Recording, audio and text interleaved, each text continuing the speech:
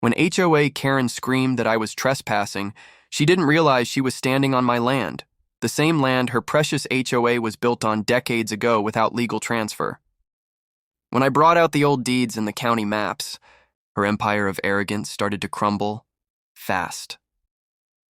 The morning sun had barely crested over the Pine Ridge when I pulled my truck into the dirt road leading to my newly surveyed property.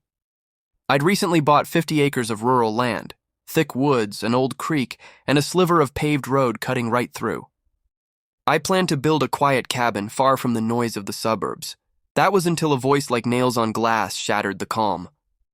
"Excuse me," a woman shrieked, jogging toward my truck, clutching a clipboard like a sword. "You can't park here!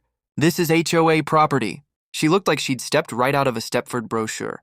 Pressed blouse, pearls, and fury radiating from every inch of her posture. "I think you've got it backward," I said calmly, pulling the county survey map from my glove box. "This is private land. I just finished the transfer from the county office last month." Her face twisted. "That's impossible. I'm on the Maple Glen HOA board. This land is part of our common area. We maintain the road, the fences, and the drainage. You're trespassing."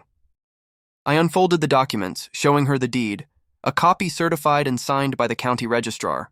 "Ma'am, this property hasn't been under any HOA jurisdiction since 1973. Look at the parcel number. Your HOA starts 200 yards that way." She didn't even glance down. "You can't just come here and claim land that people use. My son plays here. This is part of our neighborhood." I sighed. "Ma'am, I'm not here to start trouble. I'm just setting markers for where I'll build my cabin. You might want to call your HOA president and confirm the boundary lines." She puffed out her chest. "I am the HOA president." That's when I knew exactly what kind of nightmare I'd just stepped into. Over the next few days, it escalated fast. HOA letters appeared taped to my gate. Notice of violation. Unauthorized construction activity. Trespassing on common land.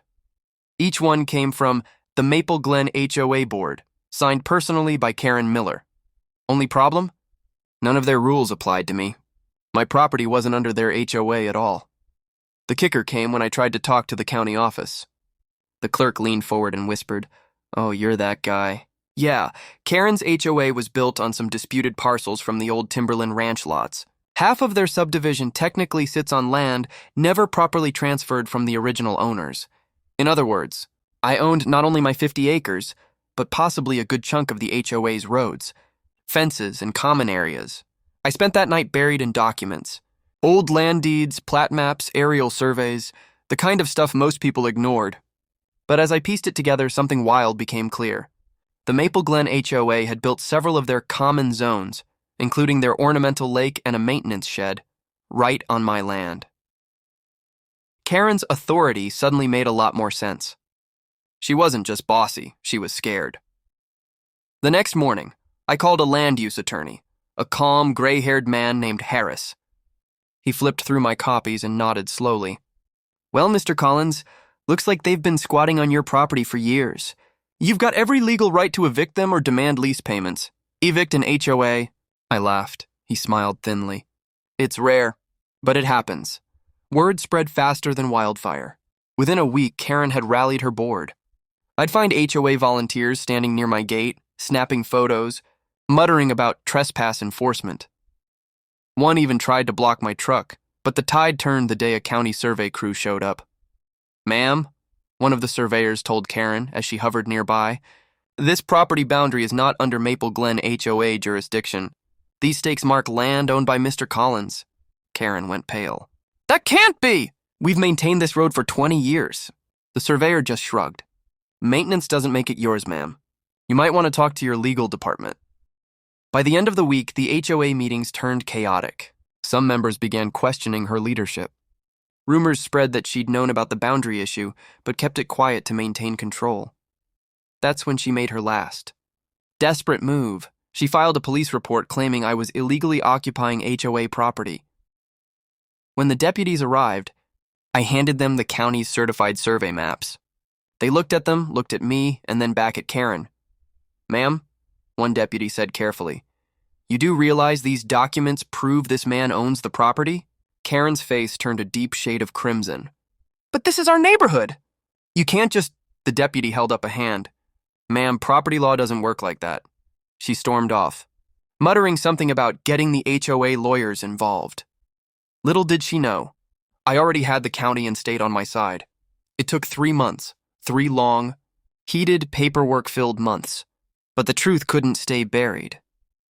My attorney filed for a cease and desist order against the HOA for encroachment and unauthorized use of private land. Karen's HOA board scrambled. Their funds drained into legal fees.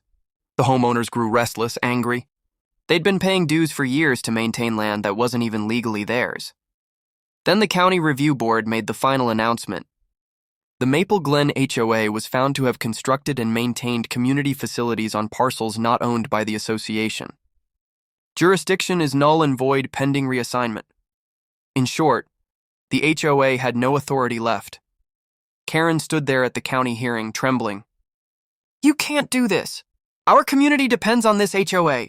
The judge adjusted his glasses. "Then perhaps you should have confirmed your boundaries before declaring someone a trespasser." A few residents even clapped. When I drove home that evening, I passed the once polished HOA entrance sign.